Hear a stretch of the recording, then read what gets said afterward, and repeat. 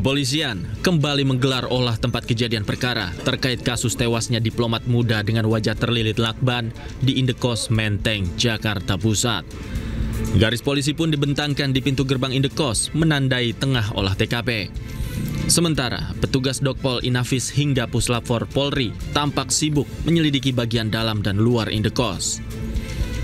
Sebelumnya Kapolda Metro Jaya, Irjen Pol Karyoto memastikan hasil penyelidikan kasus tewasnya diplomat muda Kementerian Luar Negeri Arya Daru Pangayunan akan disampaikan dalam 1 pekan mendatang. Saat ini, penyelidik masih melakukan pemeriksaan terhadap sejumlah alat bukti seperti rekaman CCTV, hasil otopsi, serta unsur digital seperti alat komunikasi dan laptop milik korban. Bukti-bukti yang ada perlu dipelajari oleh forensik, ya.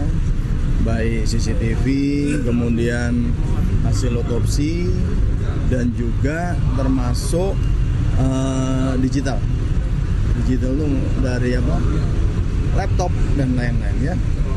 Mungkin seminggu lagi selesai. Nanti ada kesimpulan. Insya Allah mudah-mudahan seminggu lagi selesai.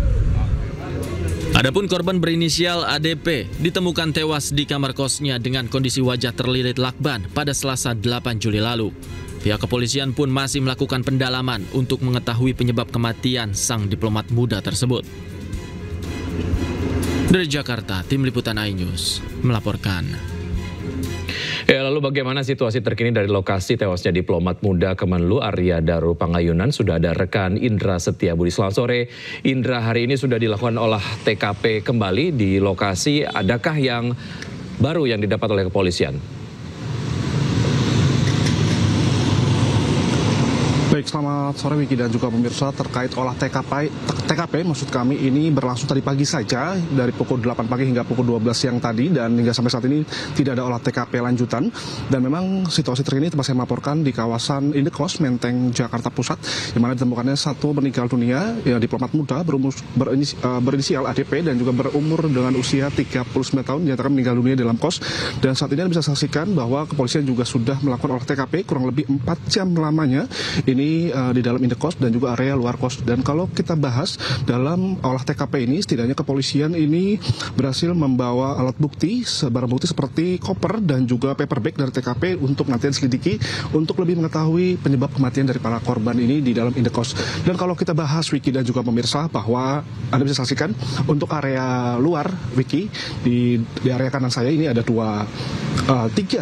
tiga kamera CCTV menjorok ke arah jalan raya dan juga satu arah menuju pintu utama untuk memasuki area Indekos di kawasan Menteng, Jakarta Pusat.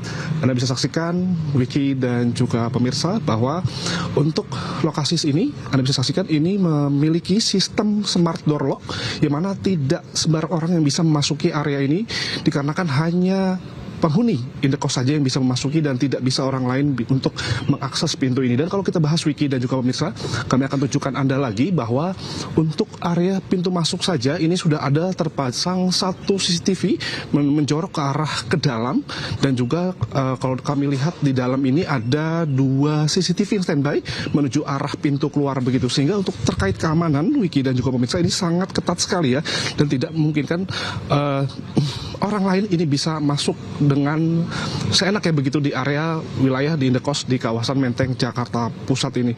Dan kalau kita bahas juga Wiki, tadi juga kami memantau kurang lebih 15 menit yang lalu, Komnas HAM juga tadi diwakili oleh dari pihak kepolisian juga memasuki area Indekos. Ditemukannya area satu orang meninggal dunia, yang mana ADP ini ditemukan di dalam Indekos.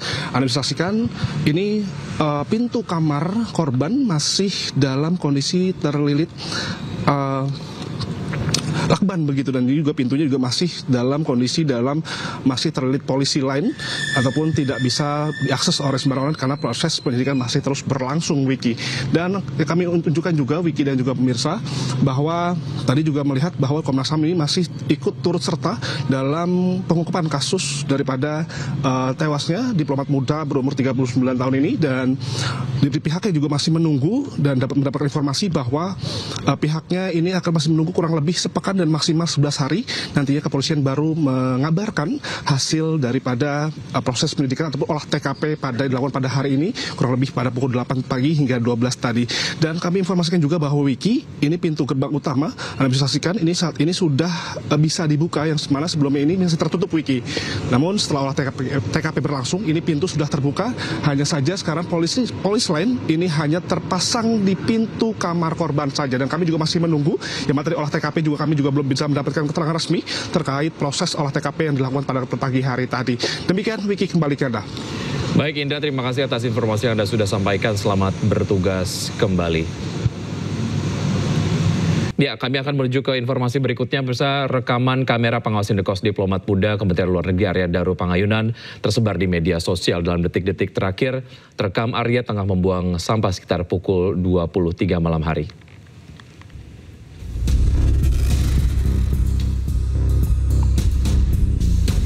Pukul 23:24, sosok Arya Daru Pangayunan, diplomat muda Kementerian Luar Negeri, terpantau keluar dari kamarnya dan membuang sampah. Video ini terjadi pada Senin malam 7 Juli 2025 lalu. Kemudian, pukul 23:26, Arya kembali ke kamarnya. Tidak ada gerak-gerik aneh atau mencurigakan dari Arya ketika berjalan kembali ke kamar. Namun, pada keesokan paginya Arya ditemukan telah meregang nyawa dengan kondisi mengenaskan di indekosnya di kawasan Menteng, Jakarta Pusat. Pria asal Yogyakarta tersebut ditemukan dalam kondisi tubuh terlentang dengan kedua kaki terlipat dan kepala terlilit lakban. Selain melakukan olah TKP dan pemasangan garis kuning, polisi juga telah memeriksa 5 orang saksi dan 2 kamera CCTV yang ada di lokasi.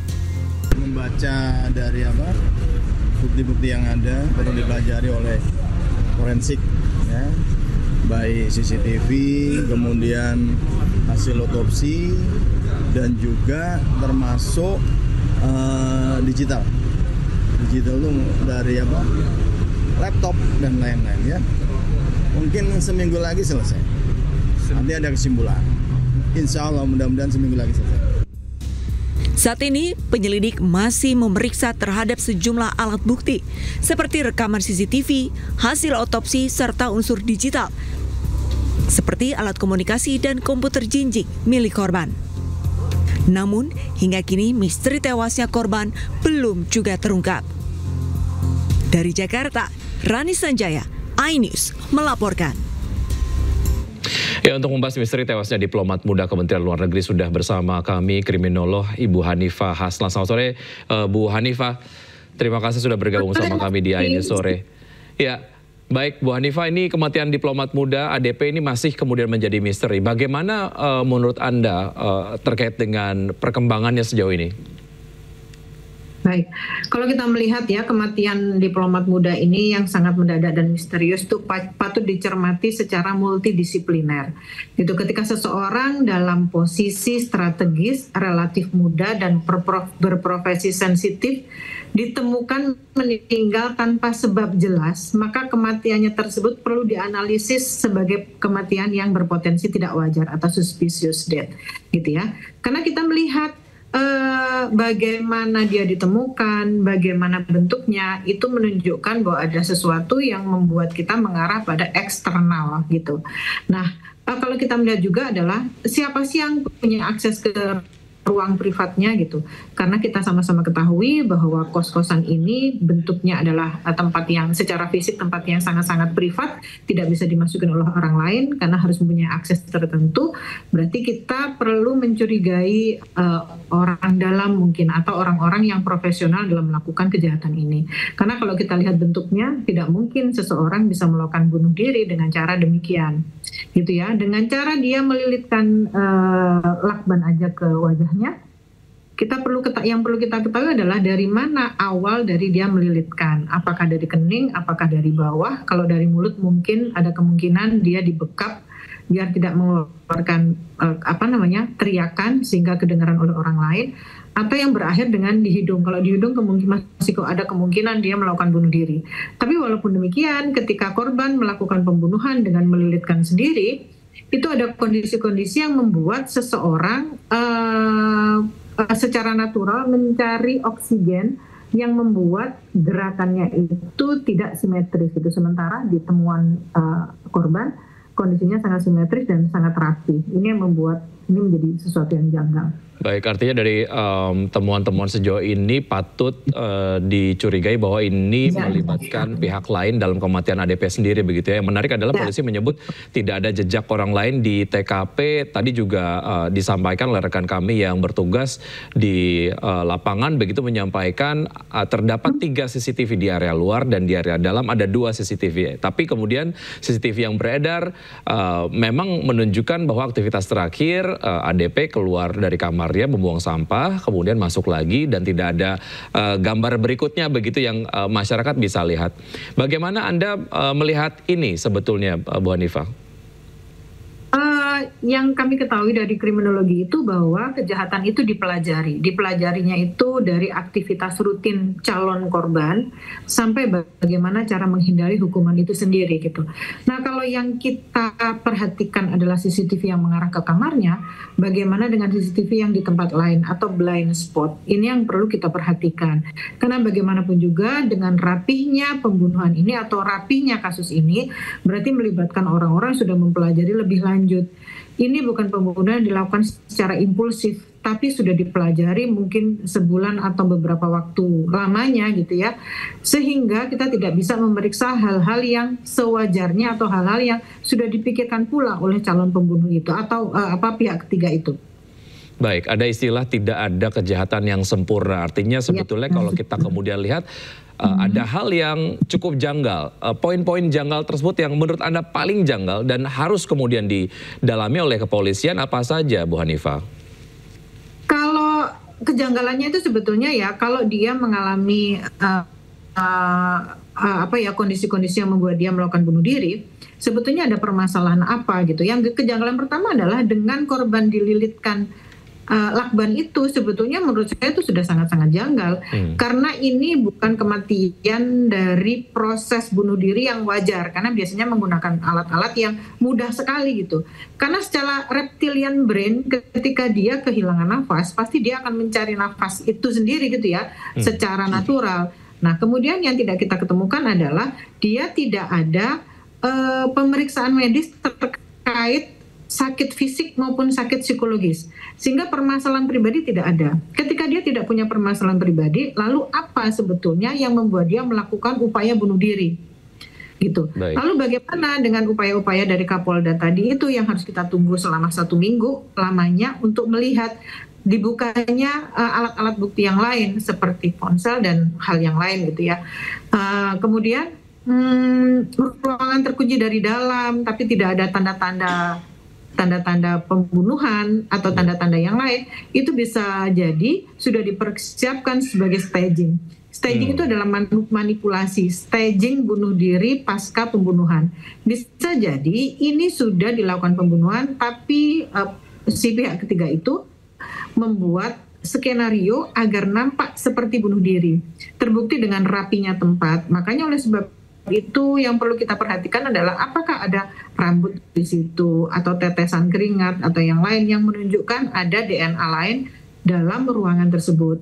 Lalu ketika kita atau polisi sudah menyampaikan ada sidik jari di lakban itu, kita juga perlu tahu sidik jarinya di mana, di dalamkah atau di luarkah atau di semua lapisan lakban itu. Karena kalau korban melilitkan sendiri, artinya sidik jari itu ada di semua bagian. Baik. Seperti itu, Mas. Baik, menurut informasi yang juga beredar, tidak ada barang yang hilang, tidak ada kerusakan pada bagian pintu, begitu. Artinya memang ada indikasi orang dalam atau mungkin orang yang dikenal oleh korban sendiri yang quote unquote ataupun mungkin bisa mengarah ke pembunuhan yang dilakukan kepada ADP, menurut Anda, Bu Hanifah? Ya. Benar sekali. Kalaupun bukan orang yang dia kenal, mungkin orang-orang yang secara profesional sudah mendalami kasus ini, mendalami atau memperhatikan rutinitas dari korban. Sehingga dia akan dengan mudah melakukan pembunuhan ini. Tapi yang jelas ini bukan sesuatu yang mudah dilakukan oleh orang-orang yang tidak profesional. Baik. Bu Hanifah, terima kasih atas informasi yang Anda sudah sampaikan. Tentunya kita akan terus tunggu perkembangan dari kasus ini karena banyak masyarakat yang ingin mengetahui begitu ya. Baik, terima kasih. Selamat sore. Selamat sore Mas Wiki.